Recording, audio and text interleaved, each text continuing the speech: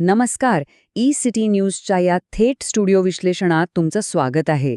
मी तुमची होस्ट आणि आज आपण 28 एप्रिल 2026च्या अहिल्यानगरच्या टॉप 10 हेडलाईन्स आणि त्यामागचे महत्त्वाचे तपशील अगदी सविस्तरपणे समजून घेणार आहोत. आजच्या या लाईव्ह न्यूज कव्हरेजमध्ये आपल्या परिसरातील अत्यंत महत्त्वाच्या घडामोडींवर आपण एक नजर टाकूया. चला तर मग लगेचच सुरू करूया. चला तर मग यात सविस्तर लक्ष घालूया. आजच्या या विश्लेषणात आपण प्रामुख्याने 4 महत्त्वाच्या मुद्द्यांवर फोकस करणार आहोत. प्रशासकीय घडामोडी, गुन्हे आणि आर्थिक घोटाळे, शहरातल्या नागरी सुविधा आणि शेवटी हवामान व पर्यावरण. सुरुवात करूया पहिल्या विभागापासून, प्रशासन आणि मुख्य घडामोडी, ज्यामध्ये आपण स्थानिक शासन आणि निवडणुकांवर लक्ष केंद्रित करणार आहोत. सुरुवात करूया ते आजच्या ग्रामपंचायत पोटनिवडणुकीपासून. आज सकाळपासूनच म्हणजे अगदी 7:30 वाजल्यापासून जिल्ह्यातील 64 रिक्त जागांसाठी मतदानाला जोरदार सुरुवात झाली आहे.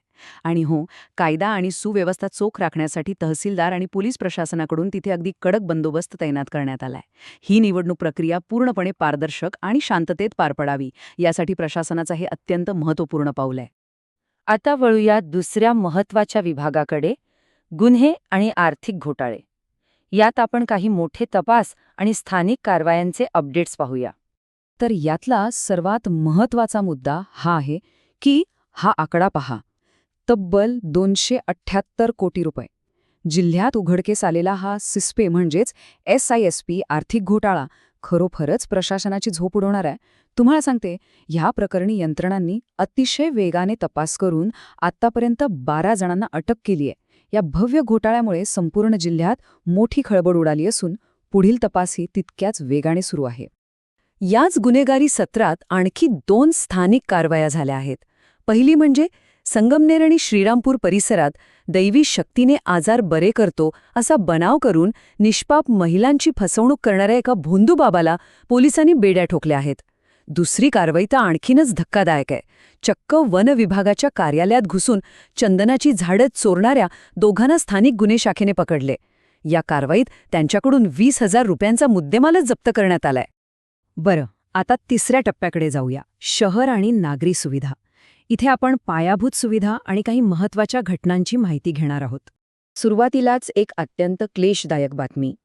समृद्धी महामार्गावर एका भीषण अपघातात भोंदू अशोक खरात यांच्या ट्रस्टचे विश्वस्त डॉक्टर जितेंद्र शेळके आणि त्यांच्या पत्नीचा दुर्दैवी मृत्यू झालाय. पण या भीषण अपघातातून त्यांचा 12 वर्षांचा मुलगा सुदैवाने बचावलाय. महामार्गांवरील अपघातांची ही गंभीर घटना सुरक्षित प्रवासाचं महत्त्व पुन्हा एकदा अधोरेखित करतेय. आता थोडं रोजच्या जगण्याशी म्हणजे आरोग्याशी निगडीत एका बातमीकडे येऊया. हॉटेलमधील अन्नाच्या दर्जाबाबत अनेकदा प्रश्न निर्माण होताच. म्हणूनच अन्न आणि औषध प्रशासनाने म्हणजेच FDAने भेसळ रोखण्यासाठी एक अतिशय कडक मोहीम हाती घेतली आहे. या अंतर्गत अहिल्यानगरमधील सर्व हॉटेल्सना आता केवळ शुद्ध पनीर वापरण्याचे सक्त आदेश देण्यात आले आहेत.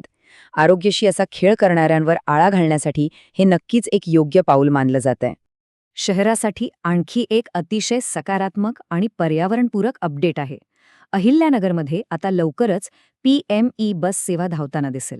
या अत्यंत महत्त्वाकांक्षी प्रकल्पांतर्गत बस डेपोचं बांधकाम आता अगदी अंतिम टप्प्यात आलंय. म्हणजे विचार करा, लवकरच आपल्याला सार्वजनिक प्रवासाचा एक उत्तम आणि पूर्णपणे प्रदूषणमुक्त पर्याय उपलब्ध होणार आहे.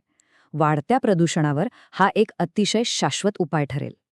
आता आपल्या विश्लेषणाच्या अंतिम टप्प्याकडे वळूया, हवामान आणि पर्यावरण. उष्णतेची लाट आणि टंचाई हा सध्याचा सर्वात चिंतेचा विषय आहे. आणि हे अगदी उत्तमरित्या स्पष्ट करतंय की सद्यस्थितीत हवामान किती आव्हानात्मक बनत चाललंय. 40°C हा आकडाच बरंच काही सांगून जातो. संपूर्ण जिल्ह्यात सध्या उष्णतेची लाट येण्याची दाट शक्यता असून पारा 40°च्या आसपास राहण्याचा अंदाज आहे. यामुळेच आरोग्य विभागाने सर्वांना दुपारच्या वेळी उन्हात बाहेर न पडण्याचं आणि आरोग्याची योग्य ती काळजी घेण्याचं महत्त्वपूर्ण आवाहन केलंय. चला पुढे जाऊया आणि याचा परिणाम कसा होतोय ते पाहूया. या वाढत्या तापमानाचा फटका फक्त असह्य उष्णतेपुरता मर्यादित नाहीये. या कडक उन्हाळ्यामुळे जिल्ह्यात पाणी टंचाईच्या झळा आता अधिकच तीव्र होऊ लागल्या आहेत. परिस्थिती इतकी गंभीर आहे की सध्या जिल्ह्यातील तब्बल 26 गावांना त्यांच्या रोजच्या पाण्यासाठी पूर्णपणे टँकरवर अवलंबून राहावं लागतंय. पाण्याचं हे संकट कसं गडद होत चालले आहे हे यातून स्पष्ट दिसतं. पण या भीषण पाणी टंचाईवर मात करण्यासाठी एक सकारात्मक पाऊलही उचलण्यात आलंय. चौंडी येथून गोदा ते नर्मदा जलयात्रेचा अत्यंत उत्साहात प्रारंभ झालाय. पाण्याचं महत्त्व आणि जलसंवर्धनाचा हा क्रिटिकल मेसेज गावागावात पोहोचवणं हा या यात्रेचा मुख्य उद्देश आहे. पर्यावरणाचा या संकटावर मात करण्यासाठी समाजाचा हा असा उत्स्फूर्त सहभाग नक्कीच एक आशादायी चित्र निर्माण करतो. तर जाता जाता एक अत्यंत महत्त्वाचा प्रश्न.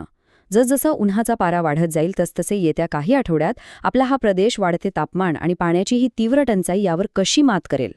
निसर्गाच्या या बदलत्या आणि रौद्र रूपाशी जुळून घेताना कोणती ठोस पावलं उचलावी लागतील यावर नक्की विचार करा. ई-सिटी न्यूजच्या या थेट स्टुडिओ विश्लेषणात माझ्यासोबत सहभागी झाल्याबद्दल मनपूर्वक धन्यवाद. अशाच महत्त्वाच्या घडामोडींसाठी पाहत रहा ई-सिटी न्यूज.